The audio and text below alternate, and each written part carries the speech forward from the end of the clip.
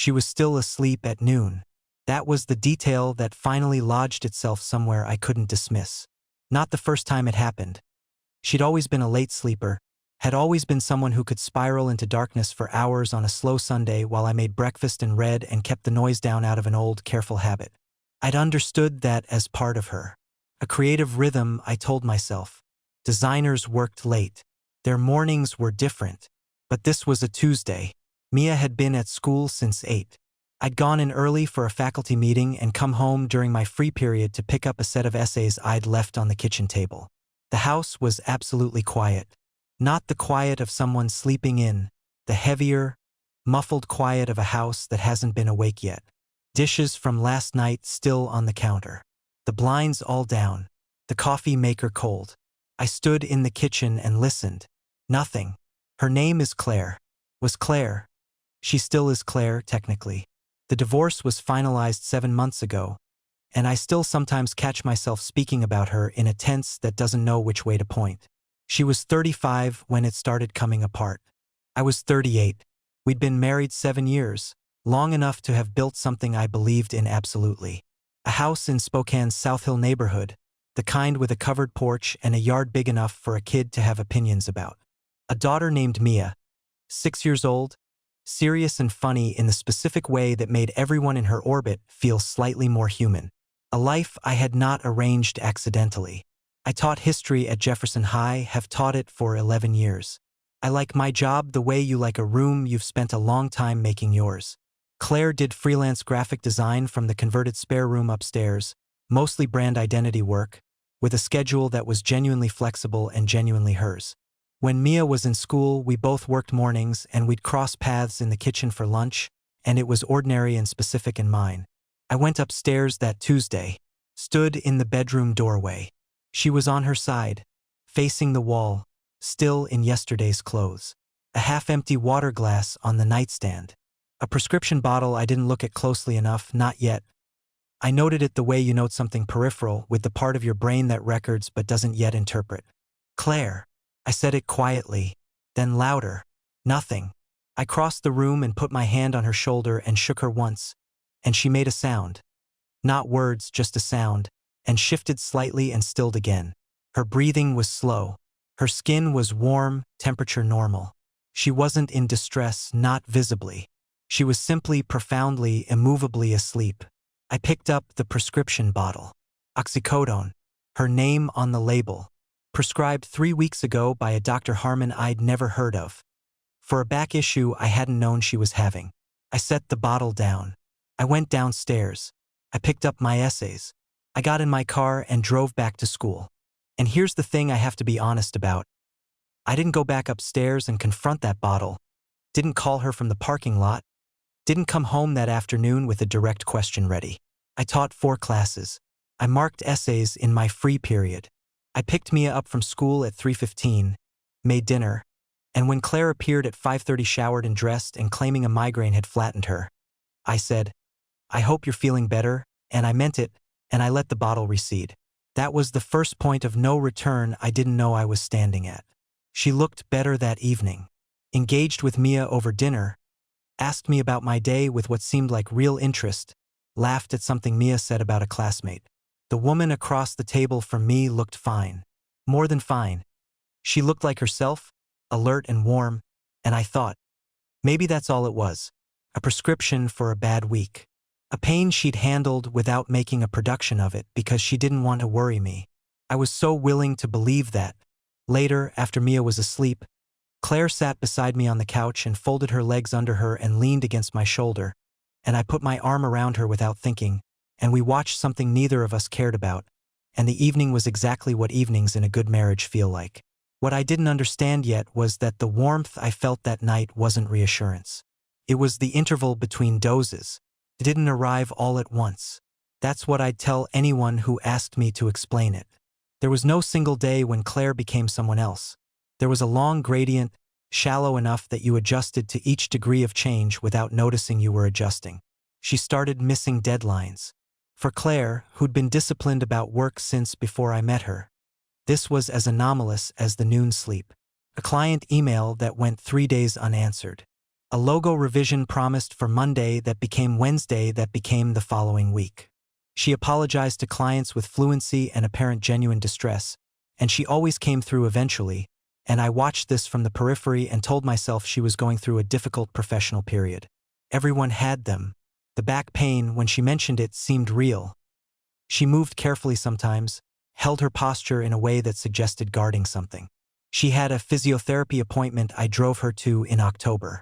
The physiotherapist's name was on the paperwork she left on the counter. Sayers. I didn't look up the appointment in her calendar to see how many she'd actually attended. Looking back, that was evidence sitting in plain view. The prescription had been filled twice more by the time I noticed the first one. I know that now. I didn't know it then because I wasn't looking at her medicine cabinet as a data source. You don't audit the medicine cabinet of someone you trust. I've thought a lot about what trust actually does to your perceptual field. It doesn't make you stupid. It makes you selective. You interpret incoming information through the frame of what you believe, and when that frame is intact, a lot of things just don't register as significant. The brain has an extraordinary capacity to protect the narrative you need to function. Mia noticed before I did, in the way children notice things, obliquely without the vocabulary for it. "Mommy was sleepy again," she said one afternoon, unpacking her school bag at the kitchen table. A statement of fact, conversational, not a complaint. "She wasn't feeling well today," I said. Mia accepted that. She was 6, she accepted most things I offered as explanations. But she went quiet in a way she had. A specific small silence when she was registering something and not yet ready to ask about it. I should have asked her what she meant. I should have sat down at that table and said, "What do you mean, again?" Instead, I asked what she wanted for a snack. She said crackers. I gave her crackers. The conversation moved on. That moment, Mia with her school bag, the word again sitting in the air between us. That was the turning point I kept walking past. The first time I found her on the bathroom floor was in November. Not collapsed. Nothing medical emergency about it. She was sitting with her back against the tub, legs extended, head tilted back against the tile. Conscious, eyes half open. When I crouched down, she looked at me with that slow, soft focus. Pupils constricted, movements like something underwater, and said, "I just needed a minute. Claire." I heard my own voice and didn't recognize it. "What did you take?" "The prescription," she said. "My back." I helped her up. She was cooperative, slightly unsteady, and she leaned on me without self-consciousness, without embarrassment, with the particular unguardedness of someone whose filters had gone offline. I got her to bed. I sat on the edge of the mattress. "How much did you take?" I asked. "The dose," she said. It hits harder on an empty stomach." She was asleep within minutes. I sat there for a while looking at her face, which was smooth and still and unworried. The face she sometimes wore after a glass of wine. Relaxed in a way that had nothing to do with peace. I went downstairs. I sat in the kitchen for 2 hours. I Googled oxycodone side effects and I read the first several results very carefully. I Googled oxycodone dependency signs. I read those too.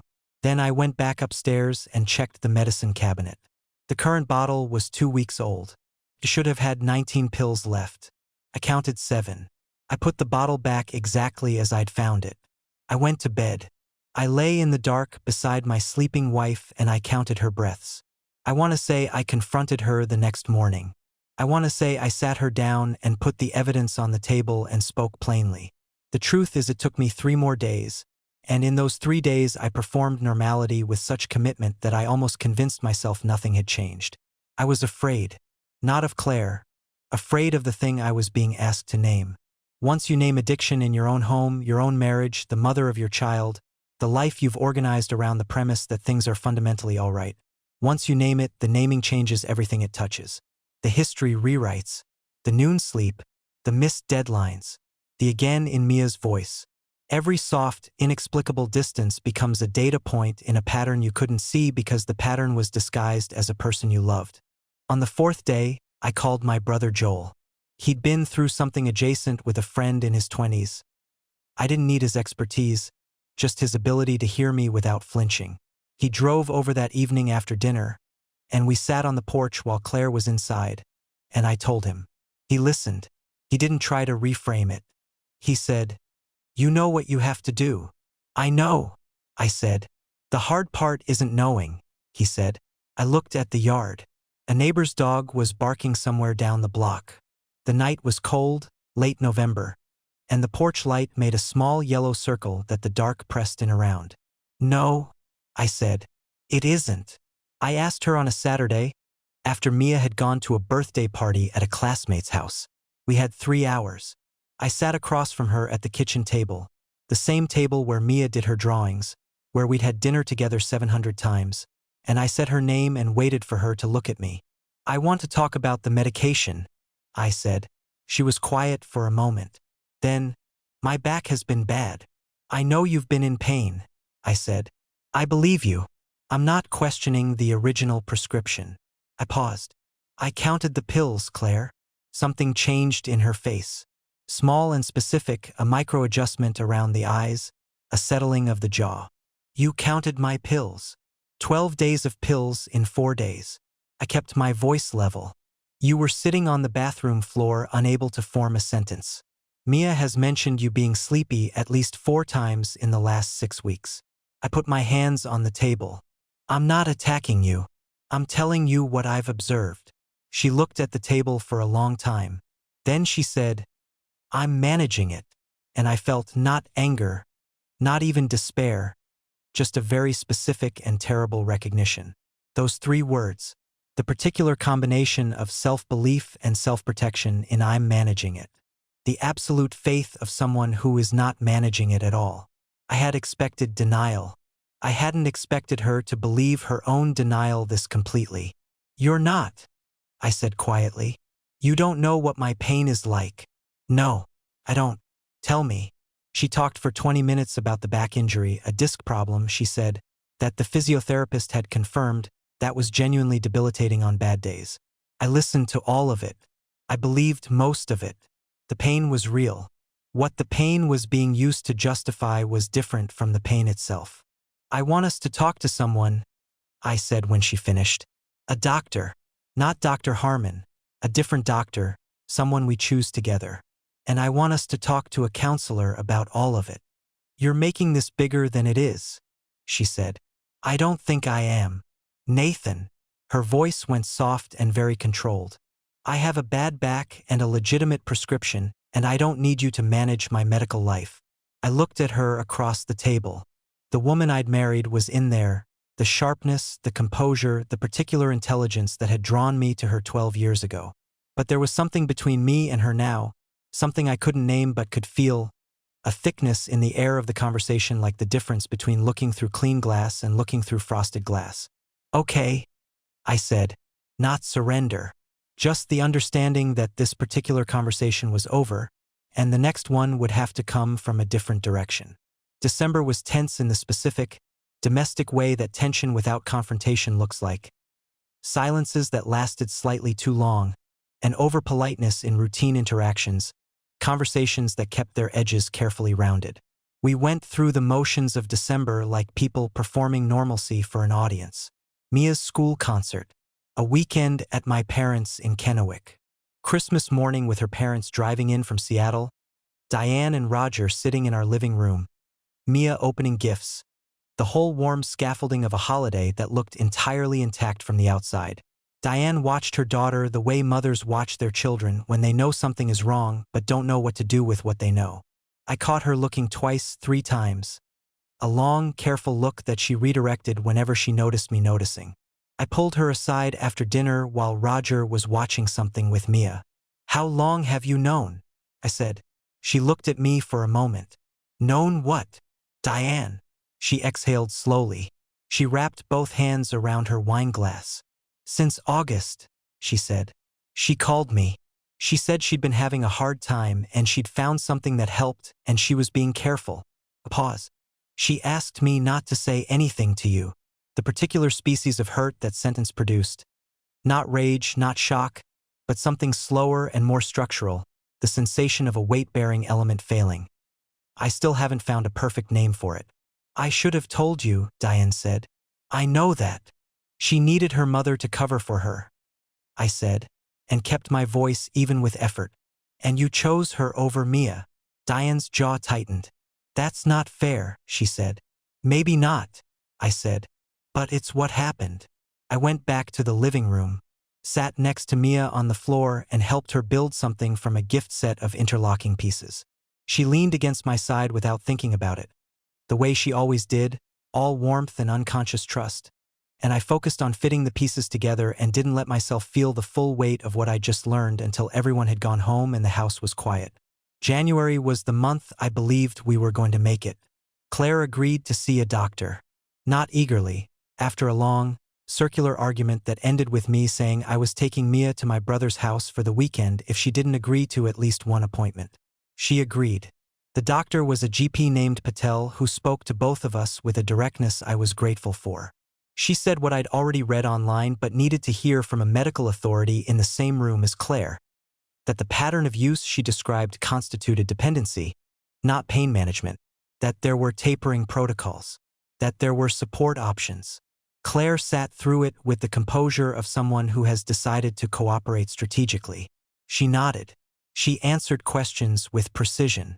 She thanked Dr. Patel on the way out. In the car, she said, "Happy?" "No," I said, "but I think we can get somewhere." She looked out the window. "I don't feel like the person you're describing," she said. When I hear that word, dependency, I think of someone who's lost control. I don't feel like I've lost control. "I know you don't," I said. "That bothers you. That part of it terrifies me, yeah?" She was quiet for the rest of the drive. She did the taper. 6 weeks of it, supervised, checking in with Dr. Patel every 2 weeks. I watched it happen with a vigilance that I tried to keep from becoming surveillance, tried to trust the process while remaining aware enough to catch if it slipped. Some days she was brittle and short-tempered and I absorbed it without comment. Some days she was exhausted in a different way than before. A real exhaustion, physical and honest, without the soft focus glaze I'd learned to recognize. Some days she seemed like herself. I was so careful with her. I was careful with everything, the temperature of conversations, the space I gave her, the way I managed Mia's energy around her on bad days. I became, without consciously deciding to, the structural element holding the house at load capacity while everything else underwent repairs. I understand now that I'd taken on that role months before the taper started. Probably as far back as that first Tuesday when I found her sleeping at noon. I had quietly reorganized my entire daily life around managing an environment that would protect a problem I hadn't officially acknowledged yet.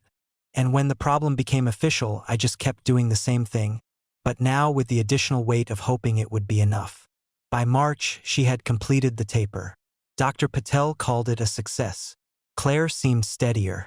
She started working again with something approaching her old discipline. There were 3 consecutive weeks in March and April that felt genuinely like recovery, like a floor returning under the family. And then, on a Thursday evening in late April, I found a receipt. It was in a jacket pocket, her jacket hung on the hook by the door, and I was looking for my own keys, which I sometimes mistakenly put in the wrong pocket. The receipt was from a pharmacy across town. Not our pharmacy. A store on the far east side of Spokane. Nowhere near our neighborhood. Nowhere near anywhere she'd have reason to be. Oxycodone. A different prescription. A different doctor's name. I stood in the hallway with the receipt in my hand and the hallway went very still around me. Mia was in the next room. I could hear her arranging something, the small sounds of a child conducting private business. I felt the receipt between my fingers and I stood there and I understood several things simultaneously. That the taper had been completed and simultaneously undermined. That Claire had, during or after the supervised withdrawal, obtained a second source. That the months of careful management, the vigilance, the appointments, the space I had given and the weight I had carried, none of it had been enough because the commitment I was counting on hadn't been fully present. I put the receipt in my wallet. I went into the living room and sat with Mia. She was building a small city from wooden blocks, narrating quietly to herself. I watched her build. I didn't confront Claire that night. I put Mia to bed, and I sat in the kitchen, and I thought about what I was willing to keep doing and what I wasn't. That was the last point of no return. I knew it when I reached it. I showed Claire the receipt the following evening. She didn't deny it. That surprised me, and then it didn't. I think she was tired of the shape of denial and what it cost. She sat at the kitchen table and she looked at the receipt and she looked at me and she said, "I knew you'd find out. You were hoping I would," I said. She looked up. "Part of you was," I said, "because you can't ask for the help directly." Her eyes were wet. She pressed her lips together. "I don't know how to stop," she said. It was the most honest sentence she'd said to me in months, maybe in over a year. "I know," I said. "That's the part one believe completely." I had spent 3 months believing that my belief in her was a form of support. What I understand now is that belief and support are not the same thing, and sometimes believing someone, the specific kind of belief that refuses to see what is plainly in front of it, is a way of protecting yourself from a decision you are not yet ready to make. I said, "I need you to go to inpatient treatment." She shook her head immediately. Mia needs her mother to get better," I said. "Mia has me. What she doesn't have right now is a version of you that can be reliably present. You can't make me go." "No," I said. "I can't." I took a breath. "I'm filing for divorce," I said. "Not as a threat, as a fact. I'm telling you in advance because you deserve to know." I paused. "I love you. I have loved you every single day of this, including right now. But I can't keep holding this house together from the inside while you dismantle it from the other direction. And I can't ask Mia to live in the middle of that indefinitely." She was crying now, quietly, without theater, just tears on her face, her hands flat on the table. "I'm not doing this to punish you," I said. "I'm doing this because it's the only way I know to stop pretending we're okay." The silence lasted a long time. Then she said, "Will you wait? If I go to treatment, will you wait?" I thought about the bathroom floor in November, the receipt in the jacket pocket, the word again in Mia's voice, the 7 months of watching the person I love choose something over herself, over Mia, over me, again and again and again with complete sincerity and complete inability to stop. "I'll support your recovery," I said, "for Mia, and because I don't want you to be sick. But I can't promise you a marriage at the end of it. I can't make that deal." She closed her eyes. "Okay," she said, very quietly. "Okay." 3 days later, with help from Diane, who finally stopped protecting her daughter and started helping her instead, Claire checked into a residential treatment program in Coeur d'Alene. The divorce was filed while she was in treatment. I want to be precise about the ethics of that because I've examined it closely. I didn't file to hurt her or because her absence made it logistically convenient. I filed because I had already made the decision. I had told her I'd made it, and delay would have been its own form of dishonesty. Her lawyer communicated with mine. Claire signed what needed signing from the treatment facility. She understood, she said. She didn't contest primary custody of Mia. Joel came over the evening the paperwork was submitted. We sat on the back porch and he brought beer and we didn't talk much. The yard was dark. The spring was beginning. You could smell it in the air, something loosening. "How are you doing?" he asked. "I don't know yet," I said. "That's an honest answer. It's the only one I have." We sat for a while in the quiet. Car went past on the street out front. Somewhere inside the house, the refrigerator hummed. "She might really get better," he said. "Not as comfort, just as a fact." "I know she might," I said. "I hope she does. I genuinely hope she does. But the person I had to become to stay, I don't want to be that person anymore." Joel looked at me sideways. "That's the first thing you've said in 6 months that sounds like you," he said. Claire was in treatment for 42 days. She came out in June, thinner, steadier. With a sobriety date written on a chip she showed me when she came to pick up Mia for their first overnight. She held it out like evidence not of recovery exactly but of intention. "Here is a number, here is a date, here is the shape of what I'm trying to do." "I'm proud of you," I said, and I meant it without complication. Mia spent that first overnight at Claire's new apartment, a 1-bedroom across town that Diane had helped her furnish, and came home the next afternoon with a drawing she'd made of the two of them, stick figures on a yellow background. She'd labeled them in her careful first-grade printing. Me and Mom. I put it on the refrigerator. Still there. The custody arrangement was clean, considering. We split the week deliberately, structured enough that Mia always knew where she was sleeping, flexible enough that neither of us had to live by a stopwatch. Claire made her appointments. She texted me updates about Mia's schedule with the consistent, low-effect cooperation of someone who understood this was the form love took now. I didn't look for reasons to find fault with her recovery. I also didn't look for reasons to walk it back. We were at a school event in September. Mia's class presentation, the kids standing in front of a poster board about animals, Mia very serious in a yellow dress, and I was sitting 2 chairs from Claire in the folding chair audience, and I was aware of her beside me with a feeling that was neither grief nor relief but something gentler and less defined. Familiar. The warmth of knowing someone's history. After, in the parking lot, Claire hugged Mia for a long time. Then she looked at me over Mia's shoulder and said, "She did great. She practiced for a week." I said. Claire laughed. Her laugh was different now. Not the old one that I'd loved, the quick, unguarded laugh. This was something quieter, more considered. Still hers. Just remade. She got in her car. I got in mine. I drove home with Mia in the back seat, talking about her presentation, about which facts about sea turtles were the most important, about whether a sea turtle could theoretically live longer than a person's grandmother. Could they? She asked. Some of them, I said. Some sea turtles live over 100 years. She was quiet for a moment, absorbing that. That's a long time to be a turtle, she said. It really is, I said. I started running in the fall. Nothing ambitious, 30 minutes in the mornings before Mia woke up. Through the South Hill streets while the light was still low and the air had that particular cool clarity of early October. I hadn't run since college and I was slow and ungraceful about it, but I kept going because there was something in those 30 minutes that belonged entirely to me.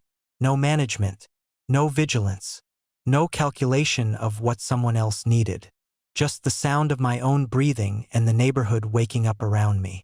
I signed up for a 5K in November. I finished it in 31 minutes, which is not impressive, but I finished it. Joel came and stood at the finish line and slow-clapped sarcastically, which was exactly what I needed. One evening in December, a year and some months after the bathroom floor, I was washing dishes after dinner, Mia in the bath, the house warm and ordinary, and I became aware that I was simply standing at the sink not monitoring anything, not tracking sounds, not calculating emotional weather fronts, not managing a situation. I was just washing dishes. And the house around me was exactly what it was. A house where a man and his daughter lived, where a yellow drawing was on the refrigerator and the floors needed sweeping and there was too much cereal in the cupboard and not enough coffee, and it was enough. I had spent so long being afraid of losing this that I hadn't understood what this actually was.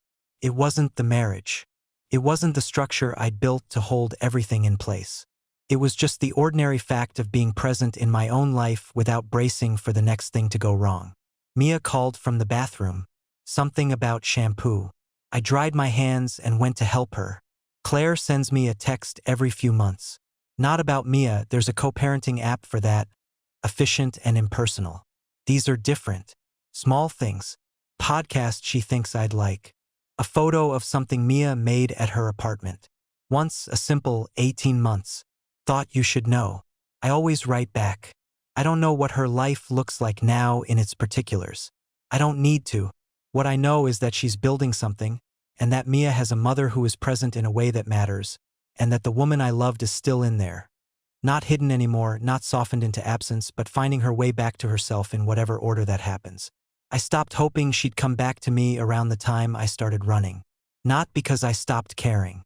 Because I'd understood, finally, that hope aimed in the wrong direction is just another way of not being where you are.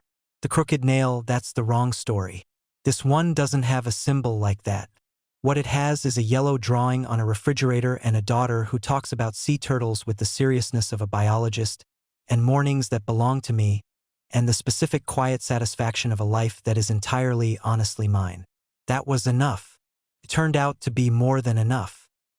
What this story ultimately documents are the particular cruelty of watching someone you love struggle against something that doesn't look, from the inside, like losing.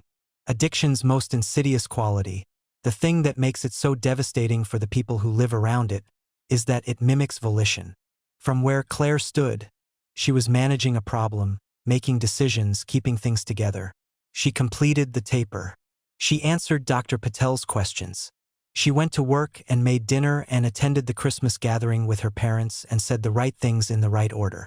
The structure of a functioning person was entirely intact. What was missing was invisible. The capacity to choose herself over the substance when no one was watching, when the pain was real, when the easier answer was one phone call and one new prescription away. Nathan's error, and it was a loving error, not a stupid one, was treating Claire's cooperation as evidence of commitment. The distinction matters enormously. Cooperation is behavioral. Commitment is directional. A person can cooperate with a recovery process while their primary loyalty is still elsewhere, and no amount of appointments, careful management, or vigilant presence can substitute for the one thing that actually drives recovery: the person's own desire to be different from what they currently are. Nathan gave Claire every external condition for change. He couldn't give her the internal one. The financial and logistical picture here is less complex than it might appear. What's complex is the emotional economy, the way Nathan redistributed his own energy and attention to compensate for what was missing in Claire, and the way that redistribution quietly consumed him. He became, over the course of a year, a crisis manager in his own home, anticipating needs, absorbing volatility, making himself smaller and quieter and more controlled so that the space around Claire would be stable enough for her to heal in. And when she didn't heal, he had less of himself left over than when he started. That's what prolonged care for an addicted person does to the caregiver, and it's the thing the story handles most honestly. Nathan never became resentful in a visible way. He never stopped loving Claire. But by the time he filed for divorce, he was describing himself in terms of subtraction, the person he'd had to become to stay. That sentence is the real climax of the story. Not the receipt in the jacket pocket. Not the paperwork. The moment Nathan recognized that the version of himself being required by this marriage was one he didn't want to inhabit indefinitely. Diane's role exposes something the main narrative almost overlooks: the way addiction recruits loyalty from the people closest to the addict and turns it into enablement. Diane knew since August. She chose her daughter's confidence over her granddaughter's stability, and she would probably frame that choice as love, and she would not be entirely wrong. That's what makes it tragic rather than simply culpable. The people who protected Claire's secret didn't do it out of indifference to Nathan or Mia. They did it out of love that had no idea what to do with itself. The ending of this story is not triumphant.